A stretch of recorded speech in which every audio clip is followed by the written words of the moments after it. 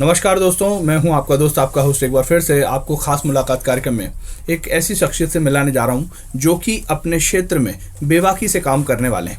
जी हां, पत्रकारिता की भूमिका में अपनी एक अलग भूमिका रखने वाले श्री रामस्वरूप जी खालसा जी के साथ हम चर्चा कर रहे हैं और आपका बहुत बहुत स्वागत है। आपका मैं दिल से आभार व्यक्त करता हूं कि आपने मुझे अपने स्टूडियो में बुला के जो मुझे मान सम्मान दिया, आपको और आपकी समूची टीम का दिल की गहराई से आभार है। बिल्कुल बिल्कुल।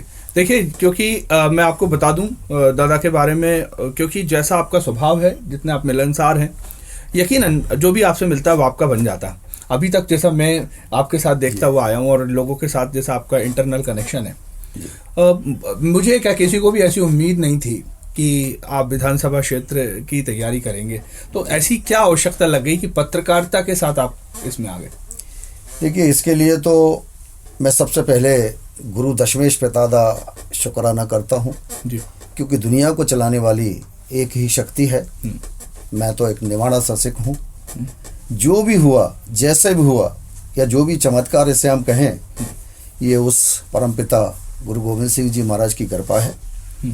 और पत्रकारिता की फील्ड के नाते मैं गोविंदपुरा क्षेत्र की समस्याओं से भली भांति अवगत हूँ कि विधानसभा क्षेत्र में एक मूल जो सुविधाएं होती हैं आम लोगों की, पानी की, सड़क की, नालियों की, खंभों की, स्ट्रीट लाइटों की, अच्छे स्कूल की, अच्छे अस्पताल की, वो समस्याएं सिर्फ कागजों पर बनी हुई हैं और वो उनका निर्माण भी हो गया है, विलिंग भी हो गई है और मोटा माल इधर से उधर भी, मतलब सारा मामला कागजों पे चलता है। सारा कागजों पे, जमीनी स्तर पर, ग्राउंड स्तर पे बहुत सारी समस्या हैं। इस समस्याओं के लिए मैं कई वर्षों से एक गोविंदपुरा विधानसभा नहीं, समूची राजधानी के लिए और मध्य प्रदेश में जहां जहां भी समस्याएं हैं, मैं अपने अखबार और चैनल और के माध्यम से, कलम के माध्यम से लिखता आया हूं। नहीं, ये तो है, कलम के माध्यम से आपने बहुत निरंतर काम किया जी। तो लेकिन अब मुझे ऐसा एहसास हुआ कि कलम के माध्यम से अब ज्यादा कुछ हो नहीं सकता।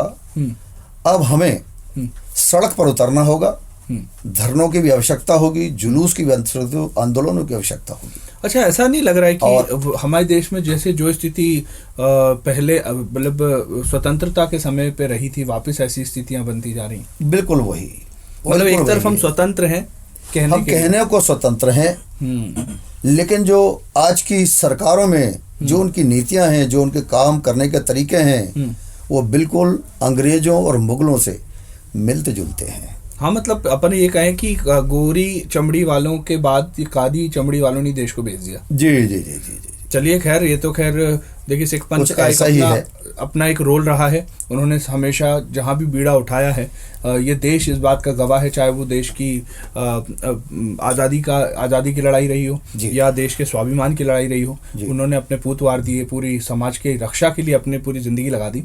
तो मतलब एक तो अभी मैं देख रहा हूँ कि सिख पंथ का कोई भी व्यक्ति फील्ड में दिख नहीं रहा इन पार्टियों में, और उसमें ऐसी इस बात की क्या आवश्यकता लगी? देखिए, इसके लिए मैं आपसे स्पष्ट रूप से कह देना चाहता हूँ कि गुरु गोविंद सिंह महाराज जी ने जब पंच प्यारे सजाए पंथ खालसा की स्थापना की, तो उसका मूल एक ही उद्देश्य था, समाज की रक्षा, देश की रक्षा, मजलूमों गरीबों की रक्षा करना, यही था ना? बिल्कुल। लेकिन कुछ वर्षों से, जब से ये राजनीतिक माहौल बना है, तब से इन सब चीजों को सिर्फ कहा जा रहा है, इस पे अमल नहीं किया जा रहा है। तो उसी मूलधारा में आज विधानसभा क्षेत्र में मैं इसलिए मैदान में हूं कि समाज की सेवा कर सकूं, क्षेत्र की सेवा कर सकूं। आपने बताया, यही हमारा उद्देश्य। आपने बताया रामस्वरूप जी, मैं इसको थोड़ा सा क्रॉस कर रहा हूँ और इस बात को समझना चाहता हूँ कि अभी जैसा आपने अपनी टिकट से दावेदारी की है, गोंडवाना पार्टी से आपने अपनी दावेदारी की है जी, क्या हमारे साथ में पंथ के लोग इसको किस तरीके से ले रहे हैं? क्या उनका सहयोग मिल रहा है? देखिए, गोंडवाना पार्टी से मैं प्रत्याशी हूँ। हालांकि मैंने कोई दावेदारी नहीं की थी चुनाव के लिए, ये पार्टी का ही निर्णय था और मैं दिल से गोंडवाना पार्टी से जुड़ा हूँ। गोंडवाना पार्टी के लोग मुझे दिल से बहुत प्यार करते हैं और मैं ही नहीं, मेरी पूरी समाज को, पूरे सिख समुदाय को पंथ खालसा का अखिल भारतीय गोंडवाना के लोग बहुत सत्कार करते हैं, दिल से मानते हैं। तो क्या कहीं और तो भी, मुझे कहीं और भी इस तरीके से लोग खड़े हुए हैं? नहीं, छिंदवाड़ा क्षेत्र में है जहाँ हमारी पार्टी का वजूद है, जो क्षेत्र है हमारा, और रीवा में भी है और आपके दतिया में भी है, बहुत जगह है। उनका सहयोग कैसे मिल पा रहा है? लेकिन मैं अब भोपाल की बात करूं तो भोपाल के जहां तक मेरी नॉलेज में है, मेरे सूत्रों के हिसाब से, कि आप जानते हैं मैं पत्रकार भी हूं, मेरे सूत्रों के हिसाब से जो जानकारी आई है वो हमारे गोंदपरा विधानसभा की जितनी भी प्रबंधक गुरुद्वारे कमेटियां हैं, कमेटियों के सारे प्रधान, सारी कार्यकारिणी भारतीय जनता पार्टी के पास भी गई और कांग्रेस के पास भी गई। हाँ, क्योंकि वहां भी लेकिन उन्होंने किसी भी एक सिख प्रत्याशी को मैदान में नहीं उतारा, क्योंकि बीजेपी कांग्रेस दोनों की एक ही नीति है। मैं आपसे स्पष्ट कर देना चाहता हूं आज आपकी चैनल के माध्यम से, कांग्रेस ने 84 में सिख कत्लेआम किया, पूरा देश भली भांति जानता है। भारतीय जनता पार्टी भी कुछ कम नहीं है। दिल्ली में किसान मोर्चा जो लगा, उस किसान मोर्चे में कितने हमारे किसान भाई शहीद हुए, बिल्कुल, और उन किसानों को आतंकवादी खालिस्तानी वाले जो शब्दों से नवाजा गया है, तो इनकी नीति भी वही है। लेकिन राजस्थान के अलवर जिले के तिजारा में जो अल्पसंख्यकों की बात कही है, जो गुरुद्वारों को, सिख समाज के लोगों को, मुस्लिम समाज के लोगों को नासूर बताया गया है, ये एक बहुत बड़ा हमारे सिख पंथ को मान सम्मान पे ठेस पहुंची है।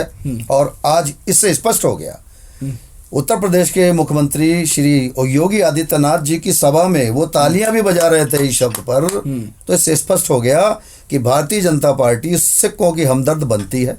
वो सिर्फ दो चीजों पे काम करती है, सिखों का वोट और सिखों से नोट, इसके अलावा कोई चीज नहीं है।